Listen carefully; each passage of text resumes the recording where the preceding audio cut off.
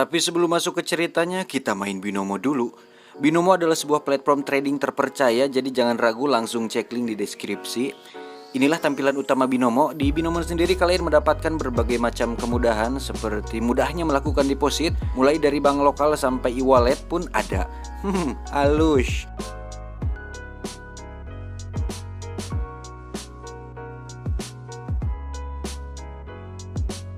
Kemudian garis ini adalah indikator, dan hebatnya indikator ini bisa kita rubah sesuka hati.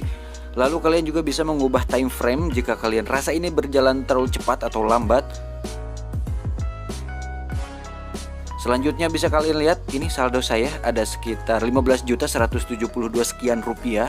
Oke, dan saya akan memencet turun ya guys dengan nominal 1.400.000. Kita tunggu. Nah, turun, naik lagi. Turun. Iya.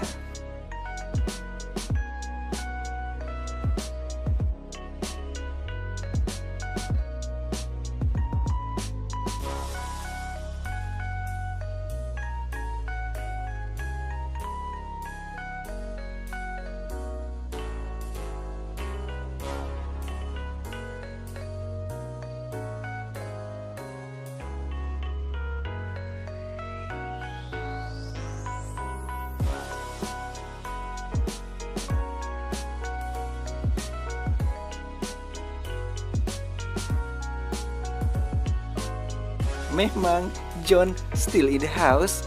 Dan akhirnya cuma beberapa detik langsung masuk saldo 2.562.000 ke akun saya ya. Dan sekarang saldo saya ada 17.734 sekian rupiah. Jadi buruan, sudah kalian lihat sendiri, langsung saja cek link di deskripsi. Karena bagi kalian pendaftar pertama bakal dikasih $1.000 untuk latihan. Makanya buruan, oke? Binomo mengadakan turnamen besar hingga pertengahan Januari dengan kumpulan hadiah yang sangat besar. Pedagang akan diberi hadiah hingga $10.000. Sebagian besar pengguna aktif yang membuat kesepakatan besar dan mencapai hasil luar biasa dapat meningkatkan akun mereka dan mendapatkan uang besar. Wow! Cerita dimulai pada tahun 1431 Masehi di masa pemerintahan Kerajaan Ayutthaya, di mana waktu itu Kerajaan Ayutthaya sedang memperluas wilayah kekuasaannya hingga ke Kerajaan Sukhothai. Setelah perjuangan yang sangat panjang dan melelahkan, akhirnya Kerajaan Ayutthaya berhasil merebut kota suci di Sukhothai. กองทัพอยุธยาเข้ายึดครองนครแห่งเทพ 1 tahun kemudian, terlihat seorang pangeran bernama Tien beserta panglima kerajaan yang setia kepadanya tengah dikejar oleh segerombolan pengkhianat.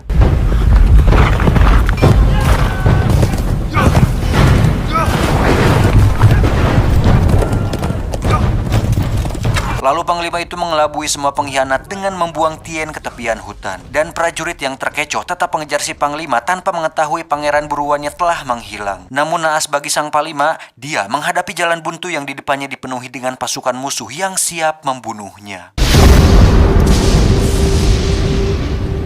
Dan selanjutnya dia langsung dihujani ratusan anak panah hingga dia terkapar tak berdaya. Dan inilah Ong Bak II.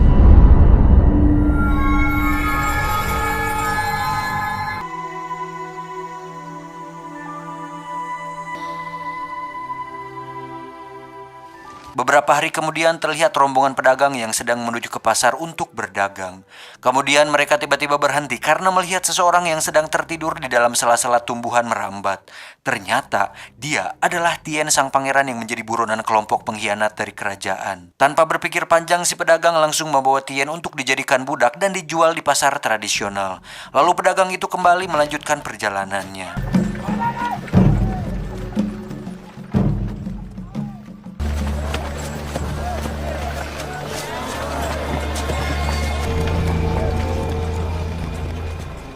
Sesampainya di pasar, pedagang tadi langsung menyuruh anak buahnya untuk mengeluarkan semua budak yang mereka akan jual. Ketika tiba giliran Tien yang akan dikeluarkan, dia malah berontak dan membuat anak buah si pedagang terluka.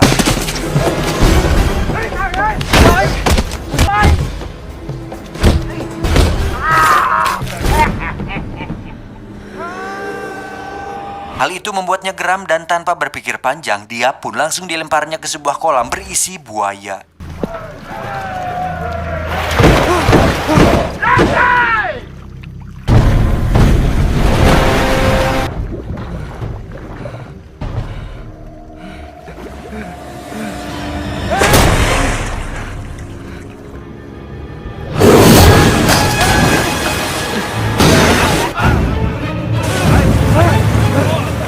Berkali-kali Tien ingin keluar dari kolam namun terus digagalkan oleh pedagang tadi. Dan parahnya lagi, penderitaan seorang Tien malah menjadi hiburan di sana. Di sisi lain ternyata ada banyak pasang mata yang terus memperhatikan lingkungan sekitar mereka. Dan tiba-tiba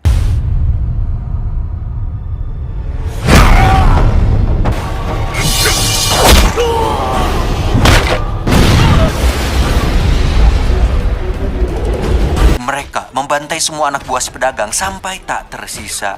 Kemudian salah satu dari mereka memberikan sebuah pisau kepada Tien untuk membunuh buaya itu.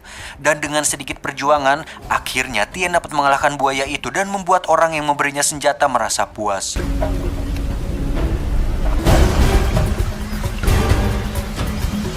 Singkat cerita, Tien sudah berada di kediaman orang-orang yang membantunya. Di dalam tidurnya dia memimpikan kenangan menyedihkan beberapa waktu yang lalu. Dan hal itu membuat Tien terbangun dari tidurnya.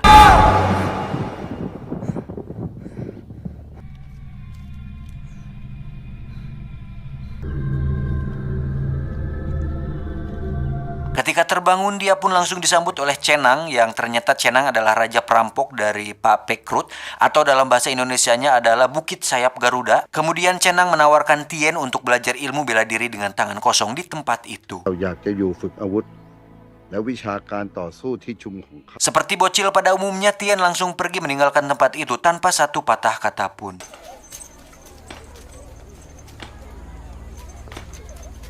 Namun semua berubah setelah dia melihat serangkaian latihan yang dilakukan di sana, dan Tien yang terlahap dendam yang membara langsung memutuskan untuk berlatih dan menetap di sana. Dan akhirnya latihan keras pun dimulai. Hari demi hari Tien lalui dengan latihan dan kerja keras yang tidak ada duanya, dan akhirnya perjuangan Tien selama ini tidak sia-sia. Sekarang Tien mulai diakui oleh Cernang sebagai anggota perampok Bukit Sayap Garuda. Beberapa tahun kemudian, Tien kecil sekarang sudah tumbuh menjadi pemuda yang gagah perkasa dan siap untuk menyongsong masa depan yang gemilang.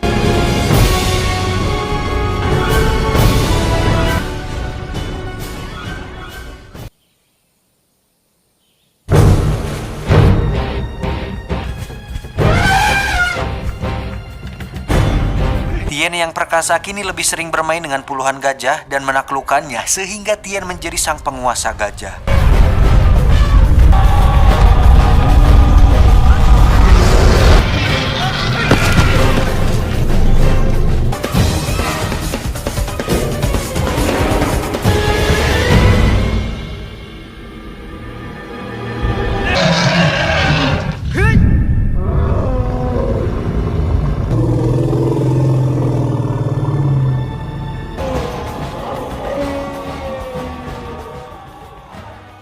Dan beberapa hari kemudian Cernang memberi Tien beberapa ujian untuk memastikan kelayakannya menjadi ketua dari perampok Bukit Sayap Garuda.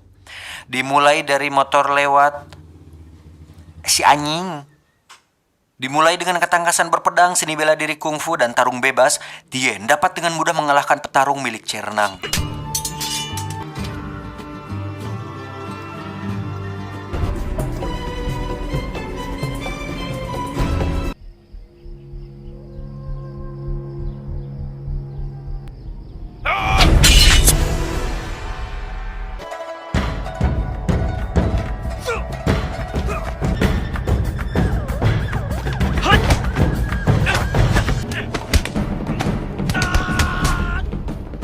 Dan di ujian terakhir, Tien dihadapkan dengan problematika di mana dia harus membunuh dan membuang rasa iba yang ada di dalam dirinya. Dan dia berhasil melaluinya.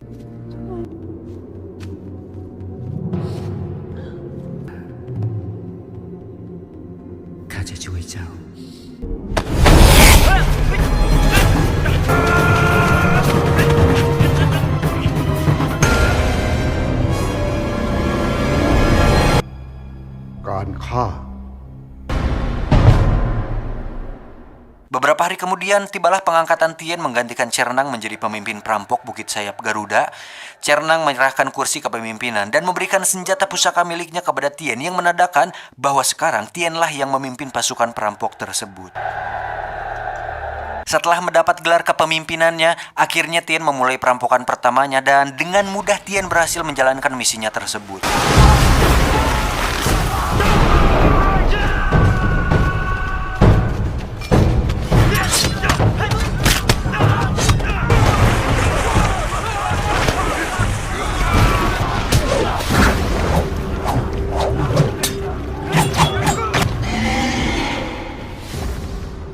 Namun keadaan seketika berubah ketika dia melihat sebuah patung simbol kerajaan yang tepat berdiri tidak jauh dari hadapannya. Dan setelah kejadian itu, kenangan-kenangan di masa lalu langsung terngiang di pikiran seorang Tien. Kembali flashback ke masa lalu, inilah orang tua Tien yang ternyata adalah seorang panglima kerajaan. Dia mengirimkan Tien ke sebuah tempat latihan tari untuk menghindarkan masalah darinya. Karena keadaan ibu kota Ayutthaya sedang dalam masa transisi pasca perluasan wilayah kerajaan. Dan ayah Tien terpaksa menitipkan anaknya karena dia harus menumpas seluruh pemberontak di kerajaan Ayutthaya. ที่อยุธยาเข้าบังคับปกครองบนประเทศราช Dan dengan berat hati Tien harus berpisah dengan orang tuanya, dan di sana juga Tien bertemu dengan seorang anak gadis yang bernama Pim. Dan kelak mereka akan menjadi pasangan yang uwu banget. Kok uwu si anjing ini yang nulis skripnya Bagong? Uwu. Lebay. Si anjing. Lanjut, beberapa hari kemudian diperlihatkan sebuah kampung dengan seorang saudagar kaya yang ternyata adalah mantan pelayan yang matanya Tien likuai lah. Beberapa hari kemudian diperlihatkan sebuah kampung dengan seorang saudagar kaya yang ternyata adalah mantan pelayan yang matanya Tien lukai ketika Tien masih kecil. Masih seperti dulu, dia suka mengumpulkan budak dan menjualnya kepada para saudagar lainnya. Dan ketika sedang asik menyiksa budak yang bandel, tiba-tiba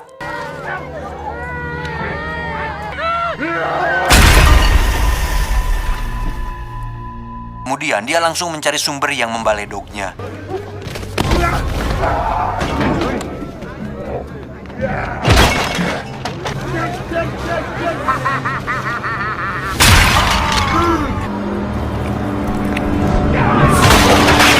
Namun ternyata dia salah lawan, karena yang dia lawan adalah seorang pemimpin perampok dari Bukit Sayap Garuda. Dan dengan mudah Tien dapat membabat semua pasukan musuh sendirian.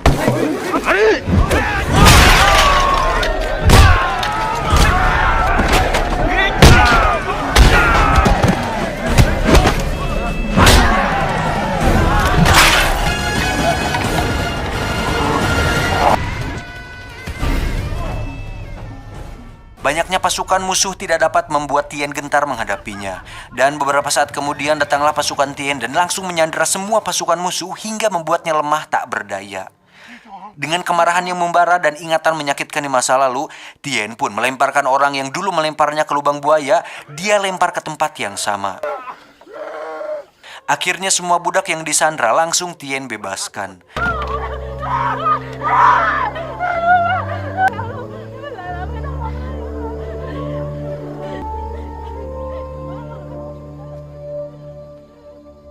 Singkat cerita, malam pun poek.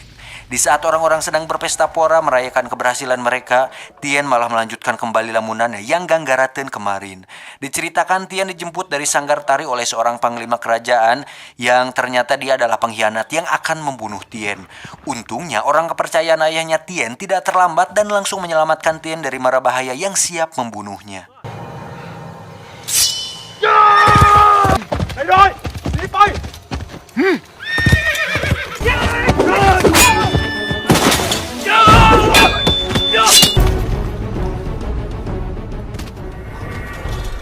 Kemudian prajurit ayahnya membawa Tien ke kerajaan, namun naas, dia melihat ayah dan ibunya dibunuh oleh sang pewaris tahta yang ternyata telah mengkhianati kerajaan.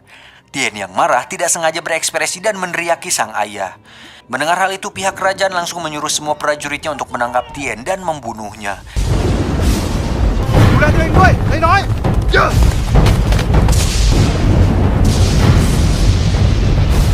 Dan prajurit kepercayaan ayahnya memilih untuk mengorbankan diri agar Tien bisa terus bertahan hidup. Lanjut, setelah tersadar dari lamunannya, Cernang bercerita tentang masa mudanya dulu, di mana dia telah membunuh seorang panglima, dan sorot matanya laksana mentari di sore hari yang melambangkan keagungan dan keberanian. Lalu dia mengatakan bahwa sebelum Tien menjadi pemimpin perampok, dia ingin Tien menuntut balas kepada kerajaan atas kematian keluarganya di masa lalu. Dan keesokan harinya Tien langsung berangkat ke ibu kota kerajaan untuk melakukan gerilya sendirian.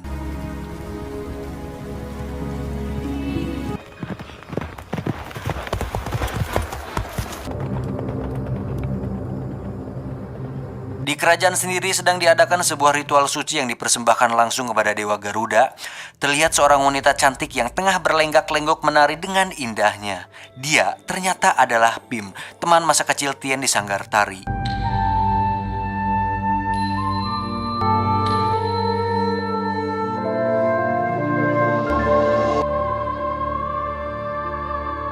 Setelah Pim menampilkan keelokannya, kini tibalah pria bertopeng yang akan menari. Tarian pria itu tidak kalah hebatnya dari Pim. Namun di balik tarian yang memukau, tersimpan kesumat yang membara dalam dirinya. Ternyata, itu adalah Tien yang siap menuntut balas atas kematian keluarganya. Dan puncak kemarahannya semakin membara ketika melihat orang yang disayanginya digoda oleh Raja Bejrad itu.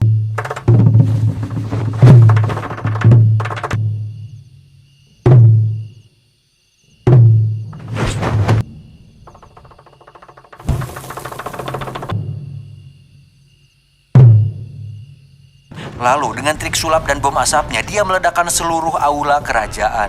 Kemudian dia memporak-porandakan tempat itu hingga akhirnya berhasil melukai sang raja. มิดนี้สำหรับแม่ข้า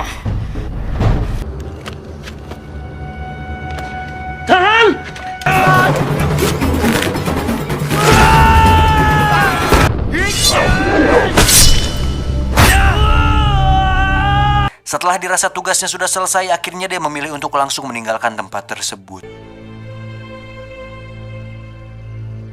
Keesokan harinya Tien pulang ke kampung Bukit Sayap Garuda, namun anehnya di sana tidak ada siapa-siapa. Lalu dia dikejutkan dengan seorang berpakaian serba hitam yang selintas mirip dengan orang yang membunuh ayahnya. Tanpa berpikir panjang, Tien langsung membunuh orang itu.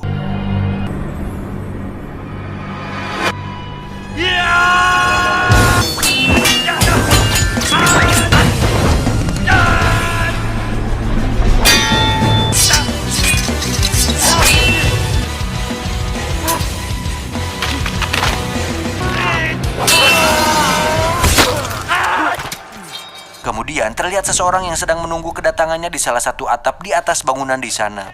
Lalu Tien langsung berlari dan mendatangi pria misterius tersebut. Namun satu persatu musuh berdatangan sehingga membuat Tien kesulitan untuk naik ke tempat tersebut.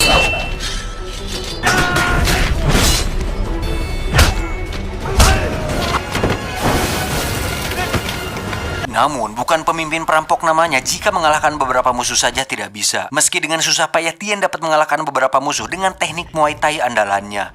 Namun, hal itu tidak berlaku bagi si pria bertopeng misterius yang ada di atap. Tien pun dapat dipukul mundur sampai dia harus terpental dari atap karena tidak mampu menandingi kekuatan pria bertopeng tersebut.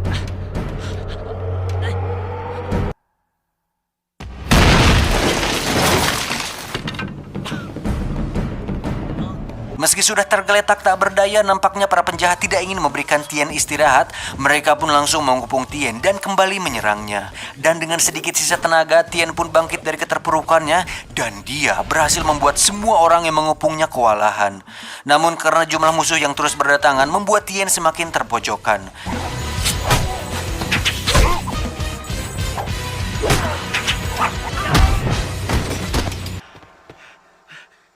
Dan saat itulah datang seekor gajah yang ternyata gajah itu adalah gajah yang pernah dia taklukkan tempo hari.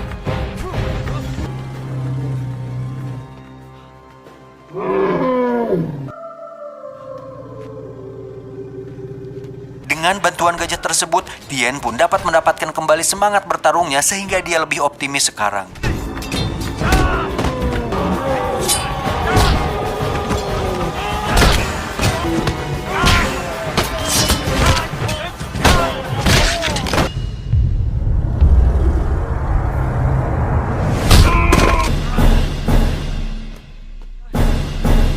Dan ketika Tien sedang berada di atas angin, datanglah seorang dukun yang mempunyai ilmu bela diri juga.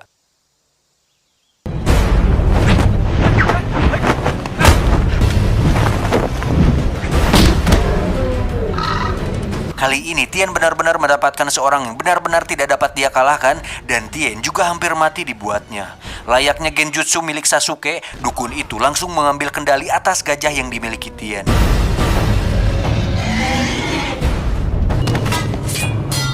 Dan beberapa saat kemudian datanglah pasukan kerajaan dan langsung mengebung Tien.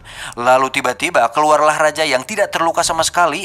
Ternyata pada waktu itu sang raja menggunakan sebuah armor dan hal itu berhasil menipu Tien. Dan di sela-sela pasukan kerajaan keluarlah Cernang yang ternyata dialah orang yang membunuh ayahnya. Kemudian Cernang mulai memprovokasi Tien dengan menceritakan kenangannya ketika membunuh ayahnya Tien. Tien yang sudah terprovokasi langsung mencabut pedangnya dan dengan susah payah dia dapat membunuh Cernang.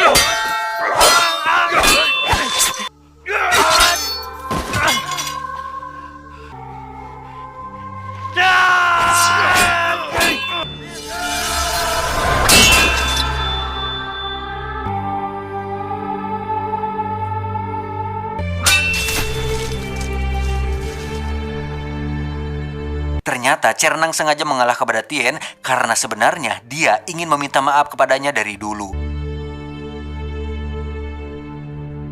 Dan dengan mati di tangan Tien merupakan sebuah pembalasan yang setimpal untuk penebusan dosanya. Di sisi lain raja yang melihat hal itu langsung menyuruh seluruh prajurit untuk menangkapnya. Kemudian selanjutnya dia akan disiksa dan dijadikan sebagai contoh bagi masyarakat lainnya. Singkat cerita, terlihat Tien yang semakin tua kini menumbuhkan kumis dan jenggotnya. Lalu film ditutup dengan memperlihatkan sebuah goresan yang terdapat pada wajah patung Buddha. Tamat, ending yang sangat... tunggu video selanjutnya ya di part sequel ketiganya dan sequel akhir. Jadi jangan sampai kelewatan. Masih bersama saya John. Bye-bye. I love you. Sekarang mau sebatsi dulu, ngopi. Terus menemui tamu dari Zimbabwe untuk tawar-menawar bisnis di Kebun Raya Bogor. Lah, apa sih anjing? Udahlah ya, udah. Bye.